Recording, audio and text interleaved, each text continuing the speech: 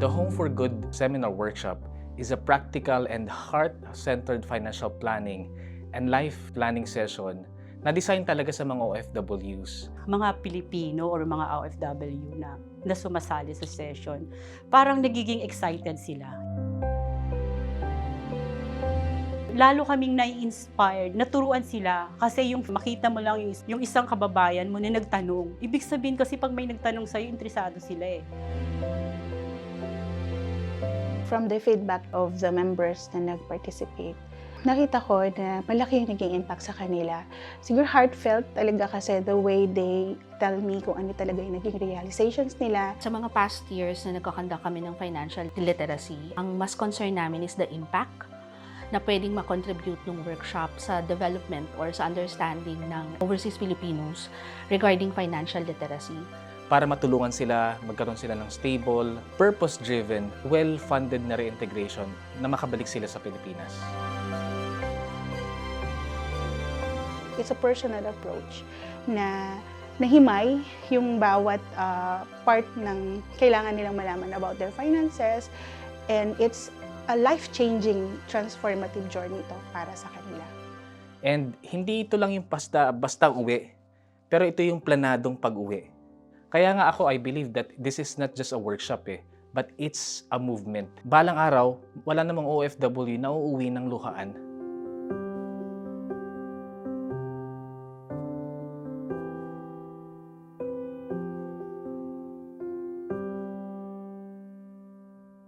Mga naging financial challenges ko bago ako nag-attend ng session is actually wala akong plan. I was just trying to make yung alam ko na magsisave ako, pero in my mind, parang walang direction. Kami mag-asawa umattend nung session na to sa Home for Good. Hindi kami pareho ng appetite sa pamimera. Siguro dahil pareho kami nagtatrabaho, ang gastos niya para sa kanya, ang bills ko, ako ang magbabayad. Alam mo yun, yung typical OFW na nakaranas ng kaginhawaan. So, ang nangyari, kung ano yung mga hindi namin na nararanasan sa Pilipinas, ginawa namin dito. Like, kain dito, kain doon, bili dito, bili doon. Not knowing na may time limit din pala yung pag-stay mo sa abroad. Na darating yung araw na uuwi ka. Problema ko nung una, yung mindset ko is actually sabog. It really doesn't tell you on what direction I should take. It's not intentional. I just go with the flow. So after nung seminar, parang nagkaroon ng direction yung financial goals ko. Or, masaklap, darating yung araw na bigla ka magkakasakit. And all of this will parang mawawala. Kumbaga. Ang nangyari kasi is, nag-abroad kami, pero we're still living paycheck to paycheck. Nilulook forward mo yung next sweldo mo. Na ang reason mo, deserve ko to, bibiling ko to, kasi may sweldo naman. Sa sweldo naman ako next month, parang gano'n. So, yun yung malaking financial challenge namin. Tinanong kami ni Sir Aris kung ano yung goal namin para kung magre-retire na kami. Nakakatawa nga kasi parang naging marriage counseling siya. Kasi nakita ni Sir Aris na, teka lang, parang magkaiba kayo. Nasaan kayo? Yung sa goal setting, tiningnan natin is kailangan mong amount para mabuhay ka sa isang buwan. So, yung mga everyday needs, pagkain, gano'n. So, we took into consideration yung amount na yon and we projected it in the future. During the goal setting, makikita mo kung ano yung mga mistakes na ginawa mo. Kung ano yung mga nuances or kung ano yung mga, sabi nga, yung mga butas na kailangan mong i-patch up or i-repair. Kumbaga backtrack. Ano yung gusto mong mangyari? Anong mga prosesa ang kailangan namin gawin para ma-achieve namin ang aming goals? Ginawa ko yung retirement plan ko after the session. Dahil sa workshop na ito, natutunan namin mag-asawa na kailangan nagkakaisa kami at nag-uusap. Naging aswan kami para maging maayos ang aming finances. We carried on the conversation with me and my wife for a week or two. Parang mas naging conscious ka on spending. At the same time, naging conscious din kami on where to invest. Yun yung parang importante doon the session gave me like a sense na hindi pa huli ang lahat, pwede pa. And it really was very helpful, and actually the best thing that came about it is the peace of mind.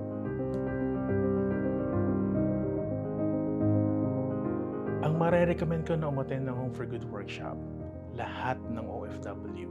Kasi it helps you to be prepared talaga na to go home. Lahat ng kakilala ko, I would actually want to recommend this workshop sa lahat ng kilala ko na nandito. Sa mga OFWs na nagstay pa lang dito ng 1 to 2 years at may plano na mamuhay sa Pilipinas ng pangmatagalan na hindi nagtatrabaho malayo sa pamilya. Makikita mo na real talk, real time. Kasi dito lang talaga makikita mo na simula ngayong araw na to, anong gagawin ko pagkatapos ng session na to. Kumbaga magkakaroon ka ng konkretong plano. Kasi in the first 5 minutes of the workshop, mararamdaman mo yung sincerity. Sincerity ng mga nagpe-present, tsaka sincerity ng organizers. Kasi unang-unang walang, at the end of the workshop, wala silang binibenta. Unlike sa iba, after ng parang bibigyan ka lang nila ng tikim. And then, to know more, undergo ka dito. Pero may bayad.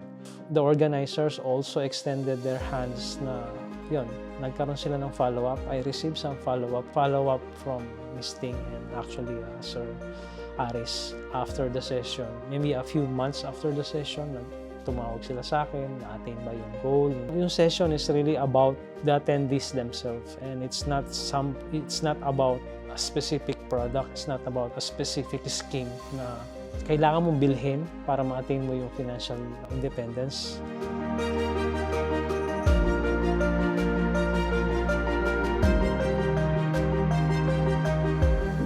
So whether you are here abroad for 2 years or 20 years na, or whether you're earning 2,000 or 20,000 reals per month, if you know deep inside na hindi ka habang buhay OFW, this workshop is for you. Because your story doesn't end in the Middle East, or in Europe, or in Asia, or in a cruise ship. Your story is meant to go home with peace, dignity, and purpose.